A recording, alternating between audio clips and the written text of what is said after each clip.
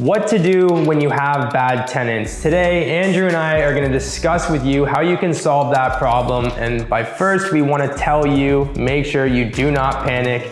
Don't make mistakes and let this hit your emotions. It's something that is going to happen as a real estate investor, can happen as a real estate investor. You need to make sure you do your due diligence, qualify your tenants first. But let's say someone slipped past the line, you ended up getting a bad tenant, or maybe you bought an investment property that turned out it had bad tenants in it. So first things first, control your emotions.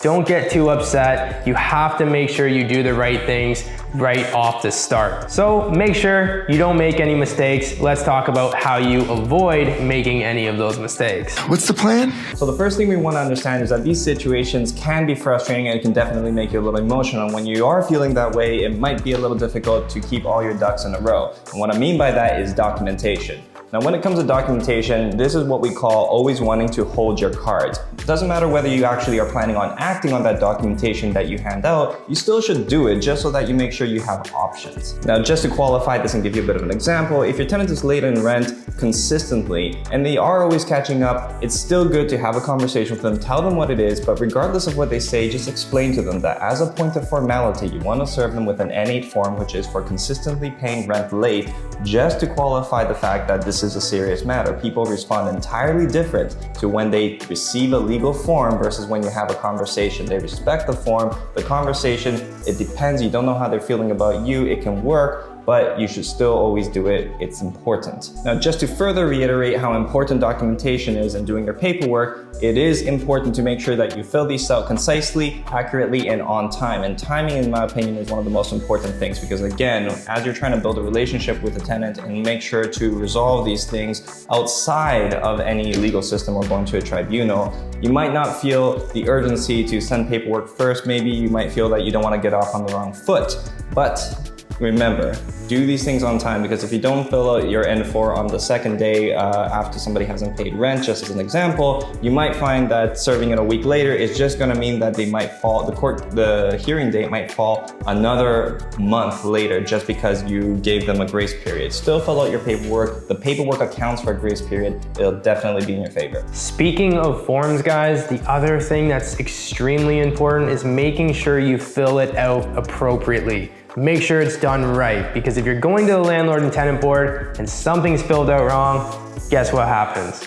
You start over from day one again and the whole process continues. Now, depending on where you are, it could take up to 4 to 6 months to get your tenant out. So restarting that process can really suck. Make sure you fill out the forms right. And if you need somebody to help you with that, just drop a comment down below. We'd be very happy to help give you guys some advice. Now, if you're nervous about the eviction process, you're not too confident in doing it, understand you can hire the right professionals to help you. You can hire a property manager, or you can also hire a paralegal. Now, just to talk about costs real quick, property managers, they vary, but let's say average around $250 a month. If they can take care of your tenants, handle your problems, solve your issues for you, trust me, it's worth it, because this is an investment property. So to put some money back in, to have a property manager take care of your property is perfect. Now, a paralegal, they typically can charge anywhere from $700 to $1,000 to handle this process for you.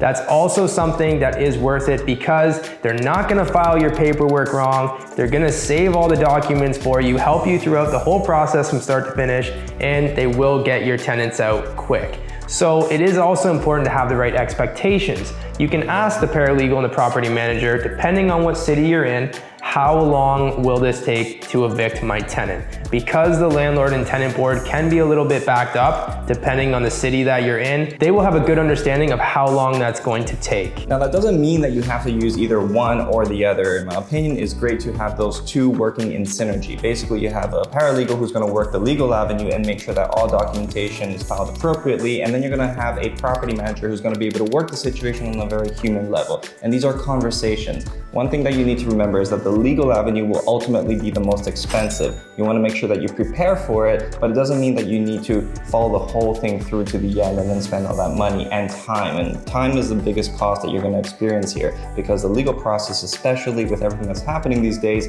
is actually going to end up delaying the matter even further. The system is definitely congested. Now on the property management level, what happens is you go to the person, you have a conversation. Now I don't know how many of you have ever had to experience such a thing, but generally speaking, face-to-face conversations, picking up the phone, calling somebody, and just having earnest talks can be highly effective. Don't rule it out. Don't go the legal route without exercising that first. A conversation can go a long way, and sometimes you'd be surprised, people feel heard, and then they feel like they're willing to accommodate or work together with you. Try that out, don't let that go. It's definitely true, guys. We always try to have a personal conversation with them first. Things like offering them cash for keys as well. You need to control your emotions. We understand some people think, oh, forget cash for keys. Why do I want to give this person more money? He's causing me a bunch of problems. Remember, you're in a business. You're investing in real estate. If I can give somebody a couple $1,000s to get out of the house for cash for keys, solve my problem, find better tenants, increase my rent, all this stuff, it works out well. You don't have to go the whole 6-month eviction process. You save a lot of headaches. The other part of controlling your emotions is tenants will say a lot of things to you. They will email you with threats such as, oh, I'm gonna seek legal advice, or this is wrong. They're gonna be calling you with those illegal advice threats. Talk to your paralegal, make sure you know your rights, and don't overreact when you receive those types of emails. Just stay calm and handle things appropriately. Now I want to dig a little bit more into the cash for keys option. How do you measure? How much money should you be paying out? Now we have a general formula where we calculate our landing costs. If we were going to have to follow through with an eviction, or we wanted somebody to leave the property for whatever reason, we calculate our landing costs as such. You want to factor in how much will the legal fees cost you if you had to go through the whole run. And then you also want to calculate how much rent you might likely lose. See, a lot of people are afraid to serve those forms because there is obviously a lot of control that the tenant has over the situation, and that is basically because they're staying in your apartment. Now, if I serve a tenant with a form, I'm putting myself at risk that they think, okay, I'm getting evicted, I might not pay rent. How long is that going to take you, and how much rent are you going to be out? This is your landing cost, your eviction fees, paralegal fees, and the time that they might not be paying rent.